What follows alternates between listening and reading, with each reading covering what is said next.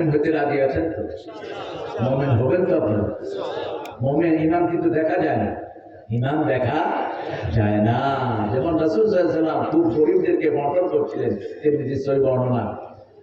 তো একজন সাহাবী সাদ বিন আবু ওয়াক্কাস এসে বললেন, ইয়া রাসূলুল্লাহ, আপনি গরিব সাহাবদেরকে বন্টন করছেন, ফিহে মুমিন কবীর, একজন বড় মুমিন ওখানে বসে আছেন।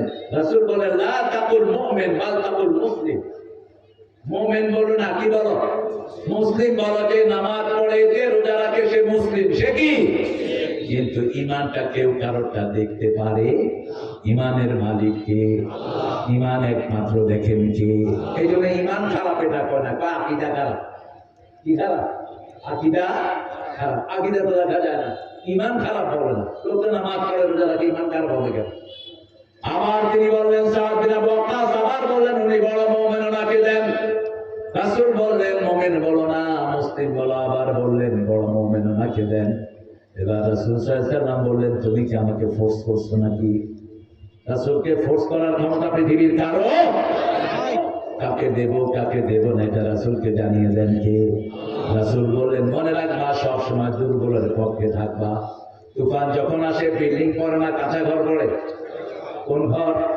কাঁচা ঘরকে হিট দেওয়া দরকার। দুর্বল মানুষকে বেশি সাহায্য করবেন, তাহলে এরা দলে দলে ইসলামে চলে আসবে। ঠিক না? ঠিক।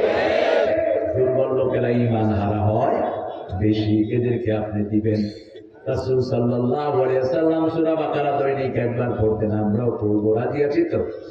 দেখি কারা কারা পড়বেন, একটু হাত তুলে দেখান তো। আল্লাহ হাতগুলো কবুল করেন। আরো জোরে বলে আমিন। হাত তো উঠায় ফেলছেন। সূরা বাকারা কিন্তু ছোট না, হ্যাঁ, 2.5 পারার মতো প্রায়। পড়তে পারলে তো আলহামদুলিল্লাহ ভালো। ইবনে ওমরকে রাসূল বলছেন, রাসূলের ফতোয়া পড়েছিলেন 7 জন। কয়জন? 7 জন। এর মধ্যে ইবনে ওমর একজন ছিলেন। ফতোয়া বোর্ডের শ্রেষ্ঠ ছিলেন মা আয়েশা সিদ্দিকা রাদিয়াল্লাহু আনহা। রাসূল বলছেন, ইবনে ওমর, তুমি যখন কোরআন পড়বে, এক মঞ্জিল পড়া মানে 5 পারার সমান। আলেমরা পড়বে 5 পারা, সাধারণ লোকেরা পড়বে কয় পারা? মিনিমাম 1 পারা। অ্যান্ড্রয়েড সেট আছে তো, ছেড়ে দিয়ে বাস সুন্দর করে মিলা, তেলাওয়াতটা মিলা। কোরআন পড়তে পারবেন না, দুনিয়াও শেষ, আখিরাতও। আপনার ছেলেকে সেকুলার স্কুলে দিয়েছেন, ছেলে রবের কিচ্ছু চিনে না, আর আপনি কপালে দাগ ফেলেছেন। এই ছেলে আপনাকে পায়ের তলায় গিয়ে পিষ্ট করবে। সূরা ফুসসিলাতের ভিতরে আল্লাহ বলছেন, ওই ছেলে বলবে, ওয়াকালাল্লাযীনা কাফারু রাব্বানা আরিনাল্লাযীনা আযাল্লানা মিনাল জিন্নি ওয়াল ইনস নাজআলহুমা তাহতা আকদামিনা লিয়াকুনা মিনাল আসফালিন। So what those people who made us stay, Allah, কাফেররা বলবে, ওই লোকদেরকে আমাদেরকে দেখিয়ে দেন যারা আমাদেরকে গোমরাহ করেছে। গোমরাহকারীদের মধ্যে এখন অনেক লোক আছে না নাই? কি সিলেবাস দিচ্ছে? সিলেবাস কি? সিলেবাস প্রয়োগকারীরা। তারপরে যে সমস্ত নেতারা এগুলো বহন করে আনছেন, সিরিয়ালি এই নেতাদেরকে সব এই বাচ্চারা আসামি করে ফেলবে। ঠিক আছে? ঠিক। একটা 5-এর ছেলে জানে না আমাদের নবীর নাম। গাইবান্ধাতে আমি এক ছেলেকে জিজ্ঞেস করেছি, বাবা আমাদের নবীর নাম কি? বলছে হোসেন মোহাম্মদ এরশাদ। বললাম, বাবা তুমি কোন ক্লাসে পড়ো? বলছে 5-এ। কোথায়? ব্র্যাকের স্কুলে।